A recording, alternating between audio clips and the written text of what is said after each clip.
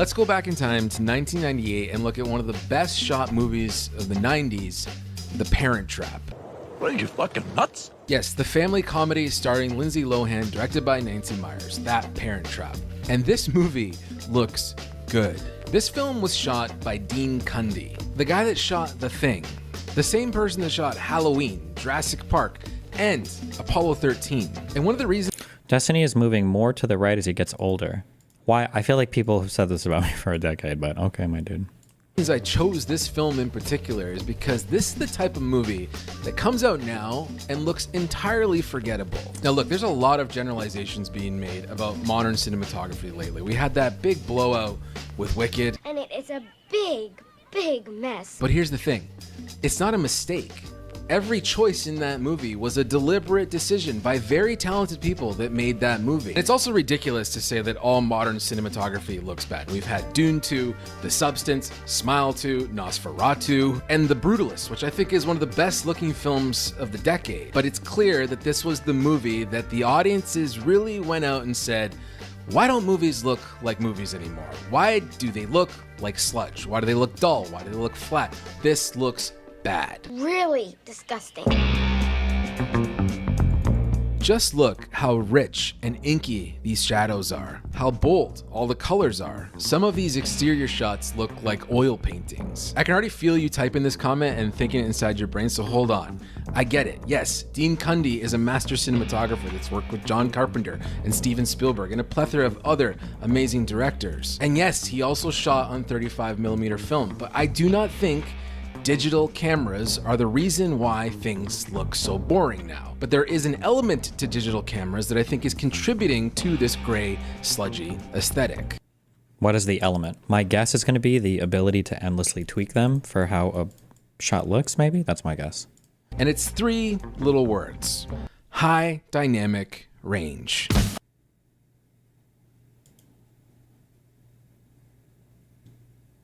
trying to think if that would apply to what I said or not.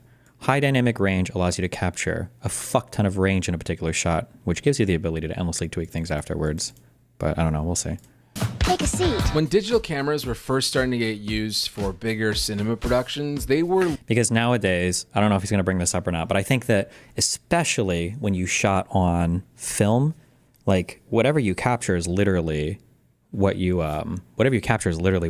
capture. Like it's shot onto film. Maybe negatives initially, and then you do something, and then you get the actual film. But like especially if you're capturing stuff with huge range and your camera is set up properly, you can endlessly tweak color, not really shadows, but like brightness. Like there's so much that you can tweak afterwards if you've shot something well on a digital camera. That might be a bad thing depending on how you view it, but... When digital cameras were first starting to get used for bigger cinema productions, they were lower dynamic range, which means the highlights clipped a lot easier and the shadows were usually noisy and you couldn't see anything. This led to people calling digital the video look. Nobody liked the video look. Look it up. Oh, true. When you shoot on film, you expose for the shadows. When you shoot on digital, you expose for highlights. This changes how you fundamentally think of the image, in my opinion. Yeah, that might be true, because on film, if you can't see it on the negative or on the film or whatever, it's gone. It's just not there. But when you're shooting digitally, as long as the brightest parts aren't, I don't know if overexposed is the right word, but as long as they're not, then you have infinite range to work with. You can tweak and do whatever you want. As long as the brights aren't too bright, you can bring out whatever else you want, I think. Yeah, clipping might actually be the correct, yeah.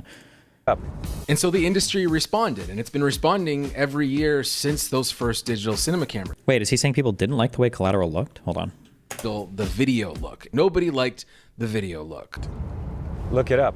And so the industry responded, and it's been responding every year since those first digital cinema cameras. They're getting better and better. They can see more. The dynamic range keeps getting higher and higher, and that makes it easier than ever to film things, because you can essentially see everything now with these cameras. But just because you can see everything doesn't mean you should. You're gray. I am. When we watch these old movies, even though they're shot on film, which has great dynamic range, there is contrast. Destiny, as a photographer, a ton of what Photoshop and editing stuff does can also be done in a darkroom. If you're the photographer, I would say you know more than me, but I think that statement is probably extremely not true.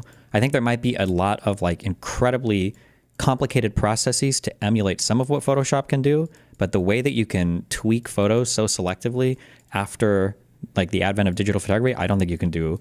If you were to do that in a room, my guess is it would take you like weeks for some of the effects that you could do with the click of a button on Photoshop.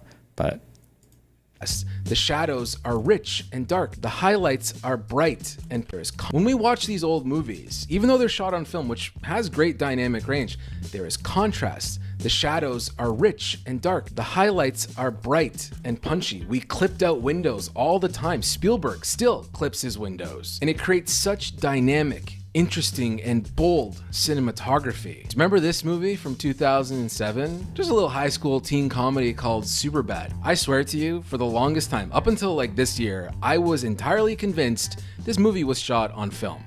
It wasn't. I was wrong. This movie was shot on the Panavision Genesis HD. This is a camera that had less dynamic range than an iPhone. Not only does Superbad have great contrast, but look at the production design and wardrobe, the intentionality. The fact that this car is red was a choice. The fact that these interiors have rich 70s mahogany and wood and brown carpet, these are all intentional choices, and it's why the image looks so great. It's not because it was shot on a digital camera, it's not because it was shot on film. It's because choices were made, smart choices. You know what? that's true. Okay. I'm glad I said that. 6-episode series of TV has like 2,000 or 3,000 VFX shots. It's very difficult to say, hey, you know what? I want like a hard slash of light to come through the window and pool on a character, and I want some nice light here on the eyes, because you might get into post and that room won't even be the same room anymore. They're gonna say, you know what? That window, we don't even want that window anymore. The light doesn't make any sense. Oh, this is kind of one of the things I was saying before. Although somebody, actually, I think it was Anna, she messaged me and she said that apparently Nosferatu was almost all real. Like every single part of that film was real, which was surprising to me because it felt, although I think this guy even cited it as a well-shot film. So maybe, I don't know, maybe it's just my personal taste. I don't know. We got to reshoot this whole thing. So what do? We shoot it bland. We shoot it boring. We light it flat. We don't commit. There's a lack of intention in the way we are creating so many things these days. Now you turn up in the set and everything, the cameras see everywhere. There's too much latitude. There's green screens everywhere, which, I can teach any idiot to light a green screen in 20 minutes. Yeah, like I feel like you can do anything on a digital set that you can do in a real life set, and arguably you have more control. But I feel like the ideas that you'll have and the way that you'll engage with that digital set are just different than having like a real set in front of you where ideas might pop out, or the way that you film something. I imagine there are directors that are probably shooting something, and like as they're shooting it, they're like, actually, wait, this would look cool or this would look different. But when you're shooting on all green screens and all blue screens, it's probably harder to have those ideas come to you in the moment, we might guess. I don't know why so many filmmakers like this raw, nearly log-looking image. I can make this look like Deadpool and Wolverine, but why would I do that? I want contrast. I want this to be dark. I don't want to see everything here. This is what makes the image feel cinematic. I feel like the one thing, though, that he needs to answer, and he kind of hinted at it a little bit before with Superbad, like, I don't think any of these things are necessarily good or bad. It just depends on, like, what you're going for.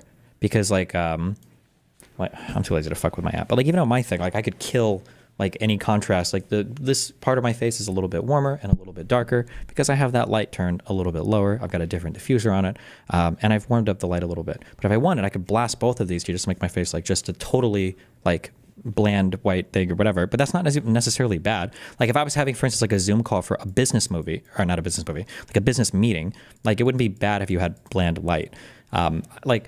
I think ideally all of the elements of your story work together to create and deliver some consistent experience to the audience. So ideally the way that a shot is lit or the angles that you're using, the cinematography is conveying a feeling that is coherent and consistent with what's on the screen, ideally. And sometimes, I mean, like for superhero movies, maybe a bland shot does it well enough, right? I don't know. It just depends, I guess. But I'm always uncomfortable saying, especially when it comes to taste, that like some things are better or worse.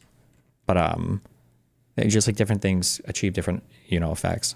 This contrast between the bright parts and the dark parts. If you just go on YouTube and watch some camera reviews, look at the comments, and don't do this because that's a scene you really don't want to be a part of these days, but go watch some camera reviews and look at the comments, and you will always see people saying, oh, the highlights look very digital, they're clipping a little too soon, I don't have enough detail in my shadows. Why do we need to see all of this? I also think we're legitimately losing the talent to do this stuff and the taste. I've joked about this before, but David Fincher's Seven is an example of a movie that I just don't think we know how to make anymore. I don't think there's crews out there or people, cinematographers and directors. I don't even think David Fincher knows how to make this movie ever again, which is ironic because David Fincher is a pioneer at digital cinematography, and Zodiac is one of the best examples of what you can do with a digital camera. I think the point he made at the beginning was that the movie he used as an example was not an art house film, but just a Disney family movie. The intention for lighting was still there. Yeah, maybe, but then I also wonder if part of the intention can literally just jump out at you from the sets themselves. Like digital cinematography, and Zodiac is one of the best examples of what you can do with a digital camera. David Fincher knows how to make this movie. Like, I'm guessing is this the Zodiac movie? I'm guessing this is a real set. I don't know. Maybe this is CGI, but there's crews out there or people, cinematographers and directors. I don't even think David, like, assuming this is a real set, this is 7. Oh, okay, because this is Morgan Freeman, right? There's like so much interest in this shot. There's so many interesting things in this shot, and it tells I'm sure, I should take, if anybody's taking a course on cinematography, they'd be able to express this a lot better. But like your shapes, I think, are really cool here. You've got like your straight lines going up and down, the angle of the shot. You've got like these things that create, there's something to be said for, I don't know what it's called, but like when you've got angles that move towards the background, I don't know if it creates the illusion of distance or it's actual distance. You've got like all these different layers of lit things. Like you have a desk lamp here that lights the folders and desk here, but don't go behind or in front. Like there's so much interest, leading lines. Oh, that might be what you call it. Yeah. There's so much interest in this shot. But if you were to design something like this in CGI, one, the director would have no idea because he can't see it as he's shooting it. And then two, I don't know how many of these ideas would even come to you in so far as like Fincher having a character moving into frame, moving back. Like, I just don't know if you'd have the same ideas if you were shooting with all green screens. I don't know if they'd even pop into your head. How to make this movie. Why are shapes and layers more important than the actual structure of the story? They're not, but they should help reinforce it. And one thing that people take for granted a lot is like broad shapes and stuff like can convey a lot of like feeling kind of in terms of how you view things. But this is like very much a taste thing. One, and I don't have very great taste. It's gotten a little better after I set my studio up, but ironically enough, I watched this off stream. Sam Hyde kind of talks a little bit about this. I watched this video because somebody recommended it. You recommend it? But it was interesting when he was talking about looking at like what is good graphic design or not for like logos and shit. He kind of brings out this like look at an image and just kind of like squint at it and like what does it feel like? You know, what does it look like? I'm trying to think of where he inverted it. I made it different. Every some shit is the making the why it's good. You just listen to a little. Look at stuff that's good. I see the prices went up drastically since I recommended this. But look at stuff that's good and break down why it's good, and like just think about it. Sit there thinking about it, and also try to strip away the let's call it styling. The aesthetic is like frosting on the cake. And a lot of people, the reason why all this new shit is garbage, all this like vaporwave, the stuff people are making, the AI augmented stuff and all the Y2K, it's fucking garbage ass.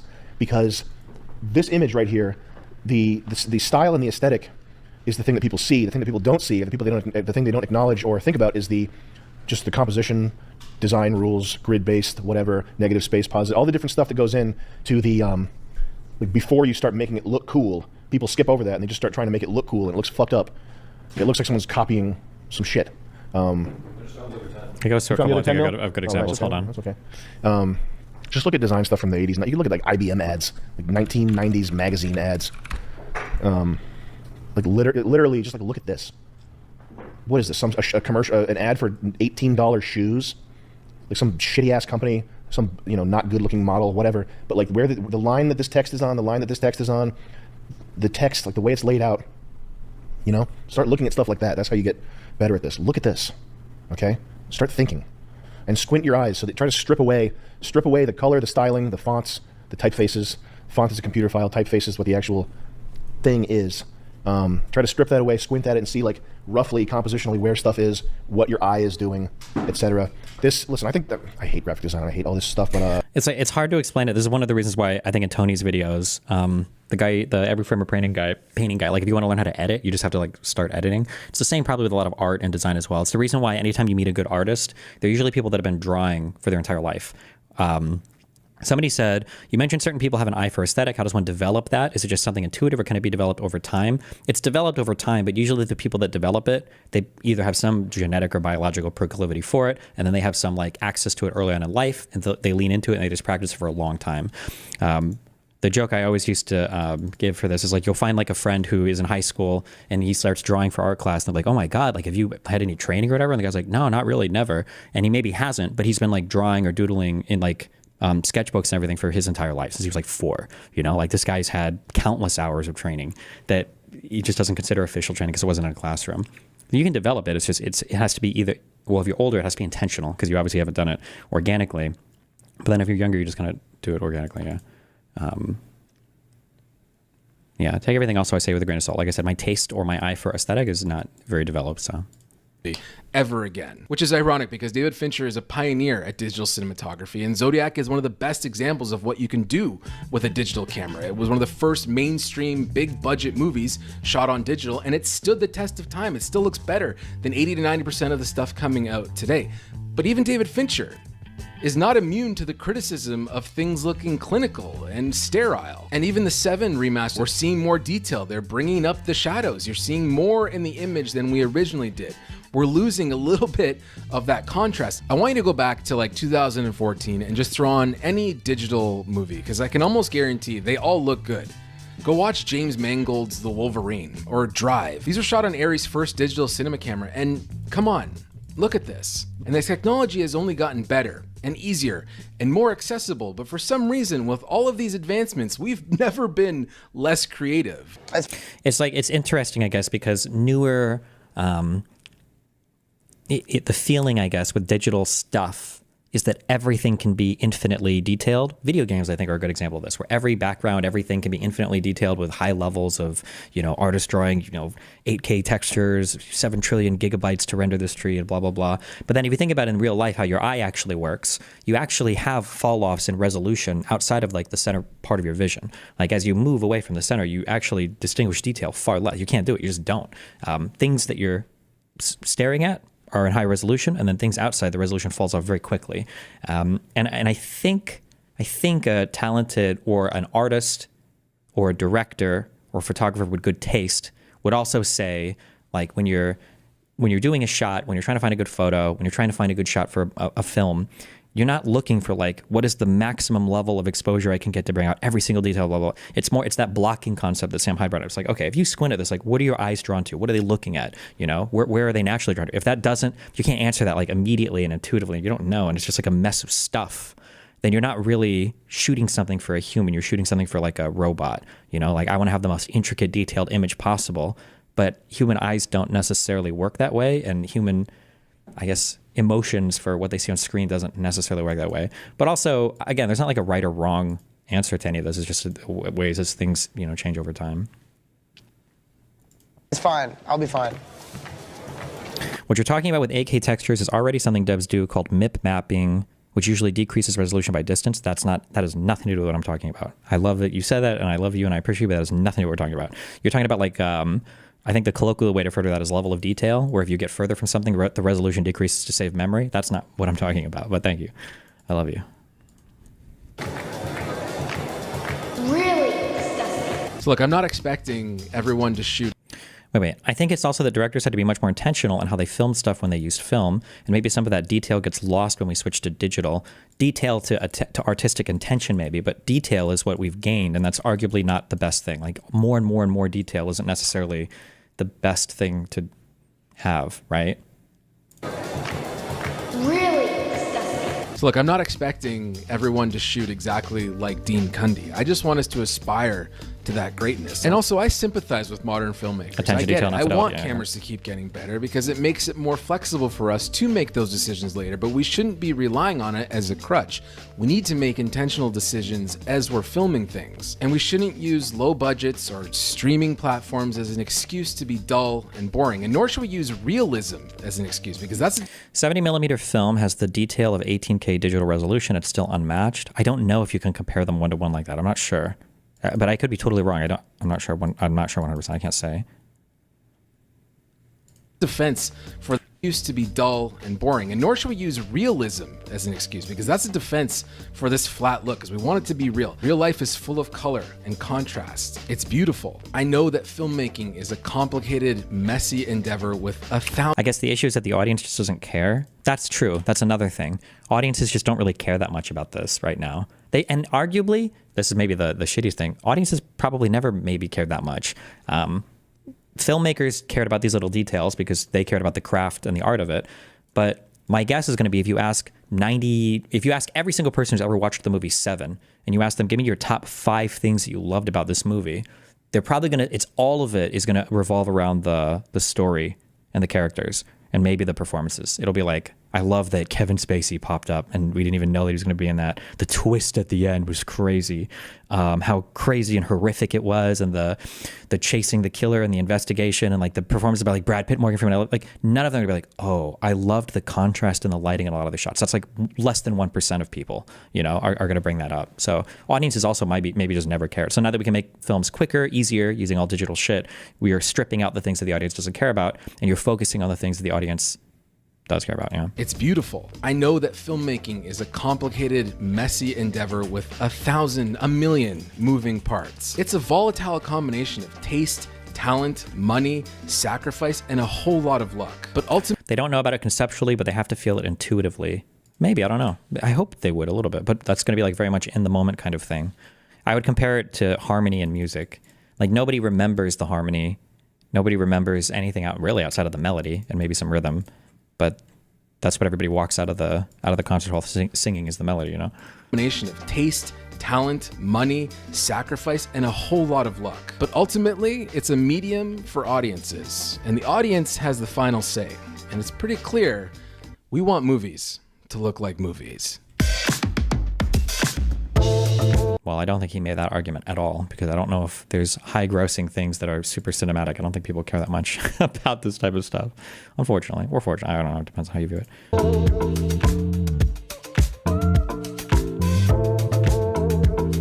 All right, let me know in the comments if you think I'm completely out to lunch on this one, or if you agree, or why you think movies don't look like movies anymore. Yeah. Okay, I'll see you soon. Bye.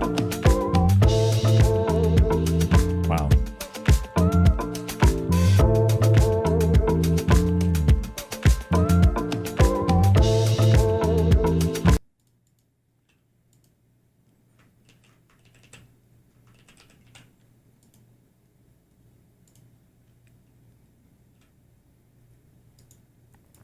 He was talking about it at the beginning because of everyone's reaction to Wicked, I guess. Did people not like that movie? Do you think it's because it looked bland?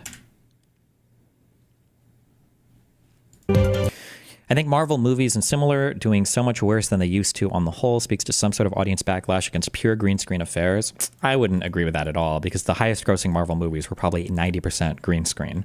I think the issue there is purely one of story and character. Like, the Marvel Cinematic Universe was set up amazingly. They had cast, like, just amazing people for every fucking role. Chris Evans for Captain America, Robert Downey Jr. for Iron Man, and Chris Pratt even for the guy in Guardians of the Galaxy, the actor for Thor, what's his name? Oh, Hemsworth. Like, the cast was so good. The characters were good. The movies were good. There's also something, I think this is an issue that every single anime runs into.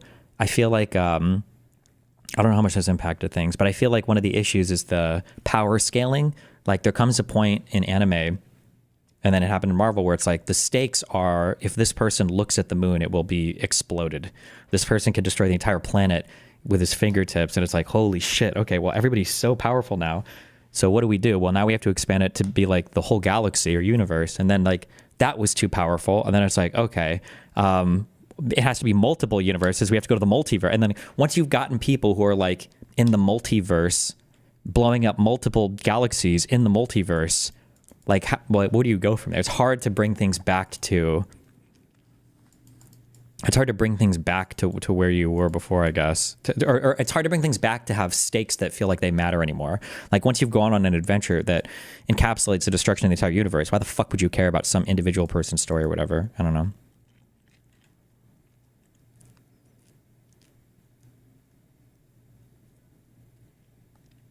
Do you think the Joker 2 flopped because it gave up on its original spirit and focused too much on the music? Such as I didn't even watch Joker 2. I don't know. I had no desire to see musical. I hate musicals, so.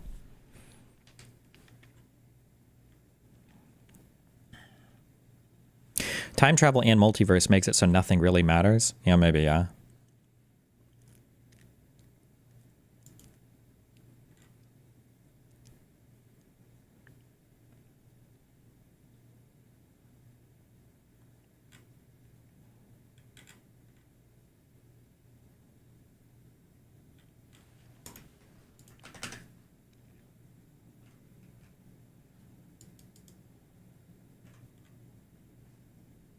Even La La Land and Whiplash.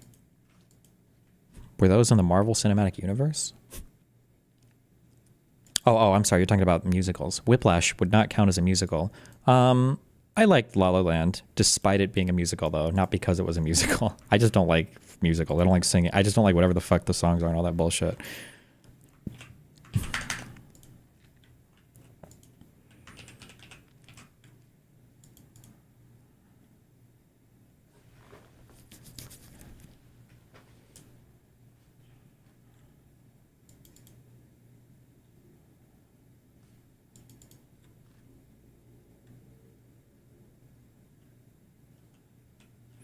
I disagree. The multiverse allows them to start fresh with each hero's story and make each movie meaningful without having it to head to the same Earth.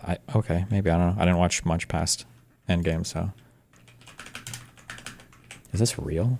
Trump revokes Joe Biden's security clearances. Can you do that for an ex-president?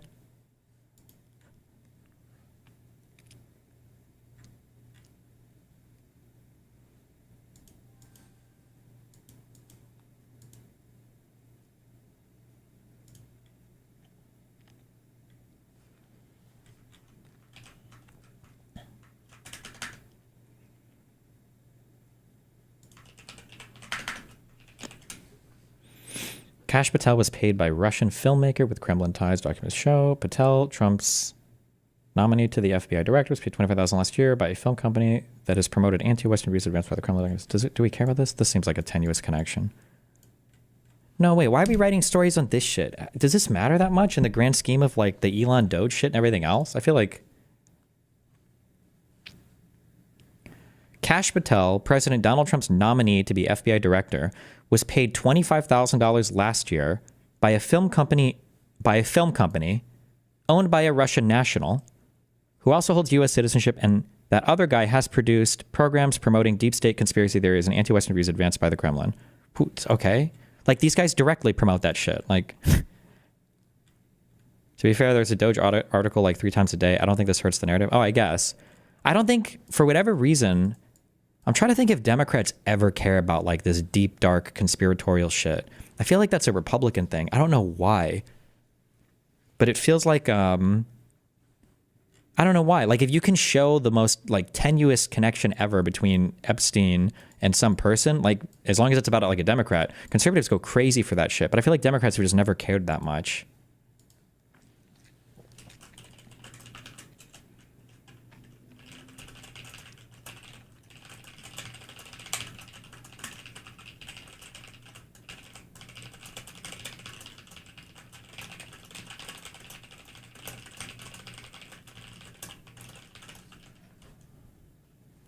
The left does that with USA Bad, kind of. I mean, the far, like the commie left. I don't know if like ordinary people.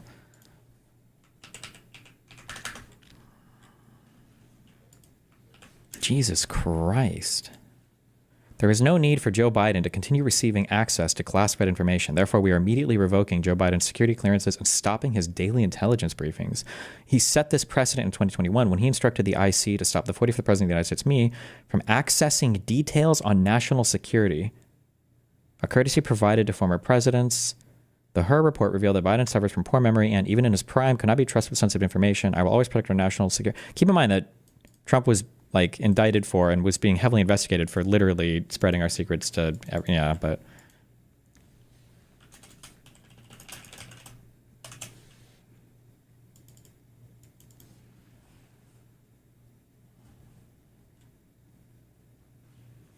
interesting.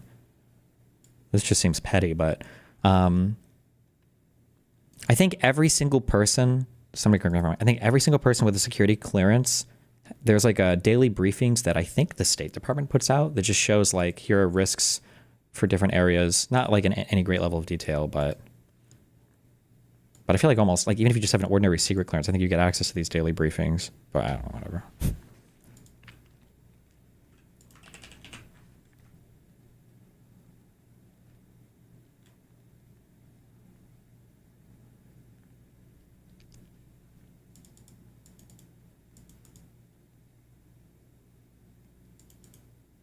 Someone said, I had secret clearance and I didn't get shit, LOL. Damn.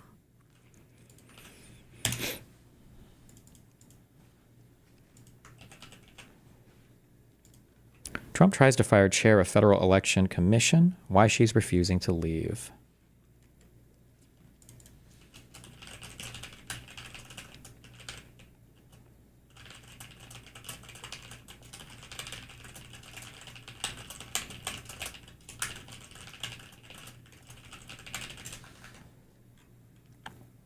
Conspiracy just wasn't a partisan issue prior to 2016 when the far right hijacked it using things like QAnon to turn fun stories about the FBI covering up alien abductions, it had Hillary Clinton eating fetuses, and now they're supported by Daddy Trump. They think they're the special ones who can see the truth.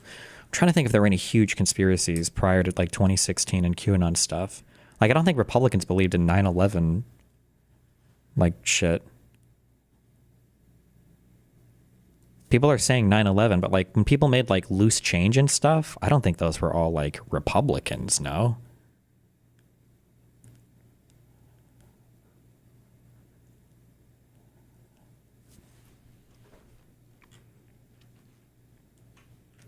JFK has always been a big thing.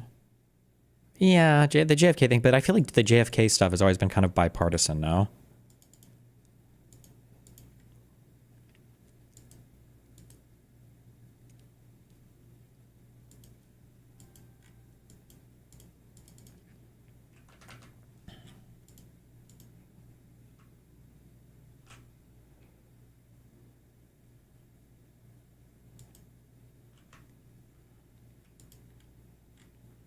Oh, is this the actual official White House account? The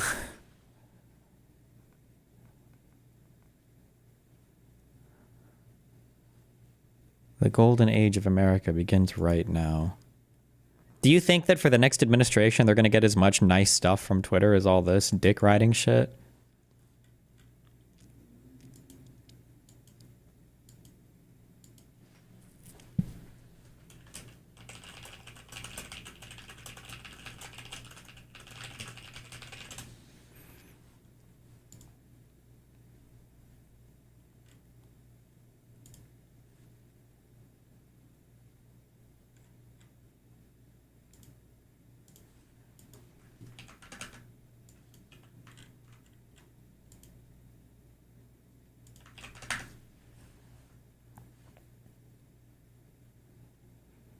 Low key, this one is fair. Joe Biden took his clearance first. I mean, wasn't Trump under investigation for like brutally abusing his security clearance stuff? Wasn't that like an actual concern?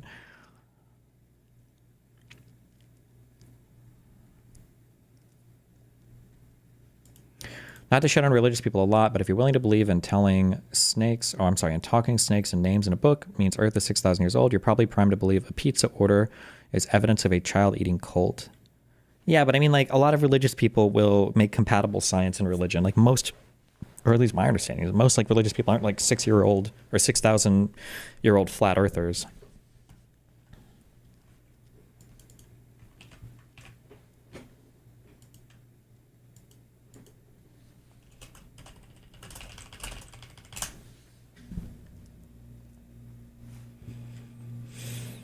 Trump's canceling of 50 security clearances is unprecedented and partisan, experts say.